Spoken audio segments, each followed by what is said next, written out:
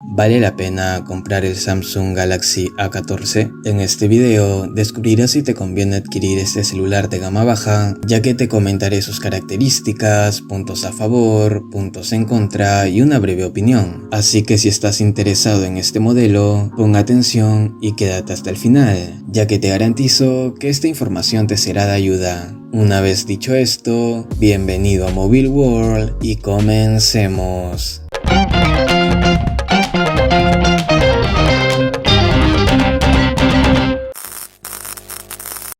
Características. Iniciemos con su precio, el cual aproximadamente es de $200. Y bueno, te diría que estoy relativamente conforme si no fuera porque este celular, siendo un gama baja, no incluye cargador en su caja. Y podría entenderlo de un gama alta o quizás de un gama media, pero para este modelo no me parece una decisión muy acertada. Por otro lado, algo que me pareció curioso es su apartado visual. Es muy similar al Dr. Jekyll y Mr. Hyde. Por una parte tenemos un increíble diseño moderno que recuerda a la familia del Galaxy S23, pero por el otro... es un diseño con marcos muy grandes que le quitan lo estilizado de la parte trasera. Y eso es algo que me hace ruido, ya que si hubiera tenido una buena estilización en su parte delantera, no me hubiera importado pagar esos $200. ¿O no? Eso sí, recuerda, no tiene protección contra el agua y el polvo, pero sí el jack de audífonos de 3.5 milímetros. Y gracias a Dios, al menos eso no le quitaron. En cuanto a su pantalla, es LCD de 6.6 pulgadas, Full HD Plus y cuenta con 90 Hz en su tasa de refresco.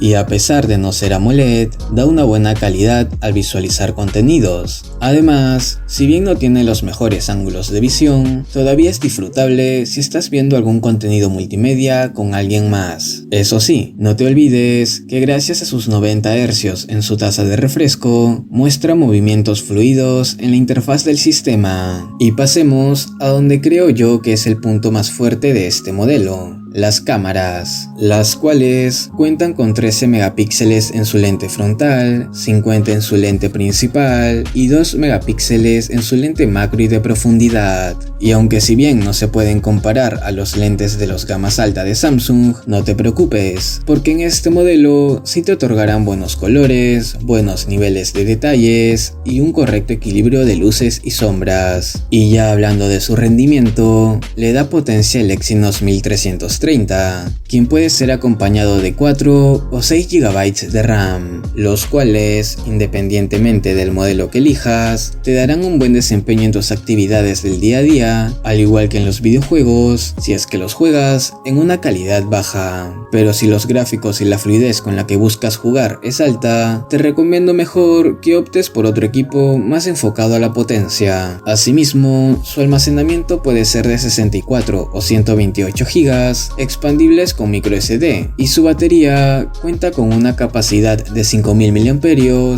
y una carga de 15 watts. Sin embargo, aquí creo que hay un punto muy negativo, y como te lo mencioné al inicio del video, no me parece muy acertada la idea de que no incluya cargador en la caja. Pero bueno, ya estamos por llegar a los puntos a favor. Sin embargo, antes de continuar, me gustaría conocer tu opinión. ¿Qué tal te va pareciendo este modelo? ¿Lo comprarías? ¿Te disgusta? ¿Te parece llamativo? Comenta tu opinión en los comentarios y ayuda a que otras personas, que quizás tienen dudas si comprar o no este celular, se animen o se lo piensen 2 veces antes de adquirirlo. Puntos a favor. Y aunque quizás me comporté un poco rudo con este celular al inicio respecto al precio, eso no impide darle algunos elogios. Empezando porque no ha perdido el jack de audífonos ni la capacidad de integrar una micro SD para aumentar el almacenamiento, además de incluir la interesante característica de ventanas flotantes, una buena autonomía, una gran capacidad de almacenamiento, una tasa de refresco por encima de lo estándar y un lente principal y frontal que te otorgarán buenos colores, contrastes y un buen equilibrio de luces y sombras. Puntos en contra. Por otro lado, como ya lo debes haber notado, sus principales talones de Aquiles son el no incluir un cargador en caja, lo cual significa tener que hacer un desembolso adicional si es que no tienes uno, además de no brindar un gran rendimiento en el apartado de los videojuegos en una calidad media o alta, lo que no lo veo tanto como punto negativo, ya que creo que el precio se compensa por el apartado de cámara y video, pero te lo menciono para hacerte recordar que si lo que buscas es tener un buen rendimiento en videojuegos, mejor explores otras opciones. En conclusión, ¿te recomiendo este celular? Bueno, sí, en dos cosas puntuales. Si quieres un teléfono de Samsung relativamente económico, que cuente con lentes decentes para fotografías y videos, o para regalárselo a alguien como su primer celular. Igualmente, cabe recalcar que si decides comprarlo, respecto al rendimiento, no tendrás problemas con las aplicaciones del día a día y su autonomía te dará mucho tiempo de uso. Pero, si todavía sigues con la duda sobre qué celular comprar, puedes dar clic en alguno de los videos que aparecen en pantalla. En uno te hablo sobre algunos de los mejores celulares Samsung y en el otro sobre algunos de los mejores celulares Motorola. Y bueno, pongo el video de ambas marcas por si quieres un poco más de variedad.